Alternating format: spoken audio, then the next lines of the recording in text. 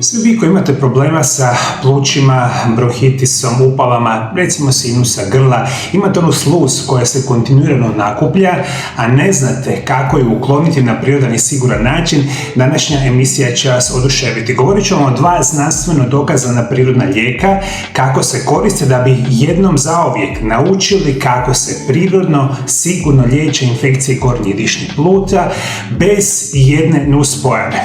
Moja prva preporuka će biti timijan. Timijan je jedna od najvažnijih biljaka za dišni sustav. Njegova snaga ne leži u agresivnom djelovanju, nego u sposobnosti da postupno razređuje sluz i olakšava njezino izbacivanje. Kako timijan djeluje? Pomaže razređivanju guste sluzi, olakšava iskašljavanje bez dodatnog nadražaja, doprinosi osjećaju lakšeg daha i smiruje napetu i nadraženu sluznicu. Zbog toga se timijan tradicionalno koristi kod kašlja, bronhitisa i dugih respiratornih tegoba te osjećaja onog punog sluza u sinusima grla i sl. Timijan je jedan od najboljih znanstveno dokazanih prirodnih lijekova koji vi danas odmah možete početi koristiti za ove vrste problema. Kako možete koristiti sami timijan? Preporučujem vam 3 načina koje molim vas jako dobro zapamtite. Moja prva preporuka će biti čaj. Kako se pravi čaj od timijana?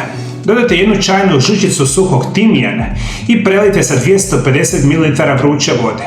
Poklopite i ostavite 10 minuta. Procijedite i sada u čaj možete dodati malo meda i malo limuna i pijete ga 2 puta dnevno u vrijeme ovih sezonskih prehlada, viroza, gripa i sl.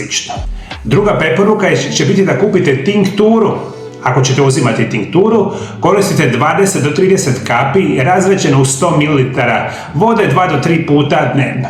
Ili možete uzimati kapsule. Kada kupujete kapsule od timijana, možete ga recimo imati kao preventivu u ovim zimskim mjesecima. Najčešće se koristi od 300 do 600 mg svaki dan. I vi ova 3 načina nećete odjednom sve zajednički koristiti, nego izaberete ili čaj, ili tinkture, ili kapsule. Sve odreda savršeni prirodni lijekovi koji bez jedne nuspojave liječe probleme sa gornjim dišnim putem. Moja druga krasna biljka će biti korijen sladića. Korijen sladića zauzima posebno mjesto u prirodnoj medicini jer ne djeluje samo na sluz, nego i na sluznicu dišnih puteva. Njegovo djelovanje je blaže, ali dublje i dugotrajnije. Kako korijen sladića djeluje?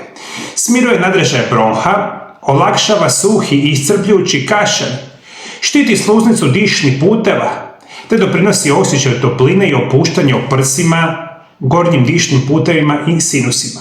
Zbog toga se često koristi kod suhog kašlja, iritacije nakon infekcija i kod osoba koje se sluz teško pokreće. Svi vi ste čuli za sladić, možete ga koristiti redovito, specijalno u ovo doba. Ono što ću vam preporučiti isto kao i timijan, i sam sladić može doći u nekoliko različitih vrsta.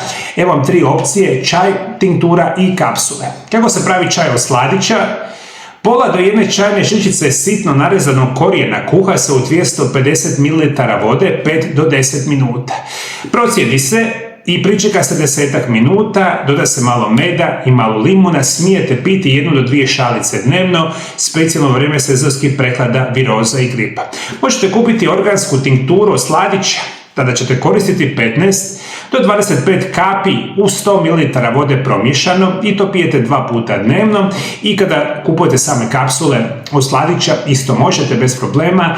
Kupite, i najčešće se pije od 300 recimo do 500-600 mg svaki dan u formi kapsula, izvanredan način pomoći gornjim dišnim putevima. Zašto kombinacija timijana i sladića ima smisla? Jer timijan pomaže pokrenuti i razrijediti sluz, dok sladić smiruje i štiti sluznicu.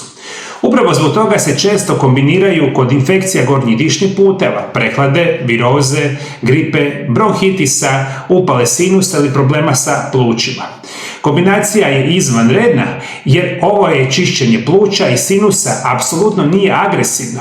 Ne radi se o izbacivanju simptoma, nego stvaranju uvjeta da se tijelo samo očisti. Prevedeno znači bilo koji problem, pa tako infekcije gornjih dišnih puteva, rekao sam prehlada, viroza, gripa i sve ostalo, mi moramo dati tijelu najbolju šansu da on to prirodno napravi. Što više koristimo kemijskih sintetskih lijekova, duži vremenski period, mi naše tijelo uništavamo i onda ono nema sposobnost aktivacije onih imunoloških stanica koji nam pokreću ovu situaciju. I da ne, sljedeći puta kada imate ovakvih vrsta problema, molim vas, posegnite prvo za prirodnim lijekovima kao što su timijan ili kao što su korijen sladića i dajte vašemu tijelu nekoliko dana da se izbore od tih infekcija gornjih dišnih puteva i onda ćete biti sigurni da ništa loše niste unijeli u vaše tijelo. Svi moji dragi gledatelji, ukoliko imate bilo kakvu informaciju kako se putem prirodnih načina liječe infekcije gornjih dišnih puteva, izbaciva sluz, molim vas dole ispod video zapisa da budete dobri, komentirajte neku biljku, neki čaj ili možda nekakav napitak koji je pomogao svima vama. A svi vi koji uistinu želite naučiti kako se liječi bolesna pluća, bolesni sinusi, infekcije gornjih dišnih puteva sa stotinama prirodnih biljaka, toplo ću vam preporučiti da kupite moje 4 knjige. Ja sam dosta napisao 4 knjige o prirodnih lijekovima i nutricionizmu. Ove knjige su prevedene na 12 stranih jezika, imate stotine informacija za pluća, dišne puteve i puno drugih informacija o znanstveno dokazanim prirodnim načinima. Knjige možete kupiti na internetskoj stranici mariolab.hr, imate sve informacije dolje ispod video zapisa. Hvala još jednom što me pratite i prije nego što odete, moji dragi gledatelji, imam jedan specijalan video zapis za vas kako se uklanja sluz iz gornjih dišnih puteva koristeći samo sol. Taj video možete pogledati u ovom videu pored mene. Hvala lijepo što me pratite, vidimo se drugi put. Lijepi pozdrav!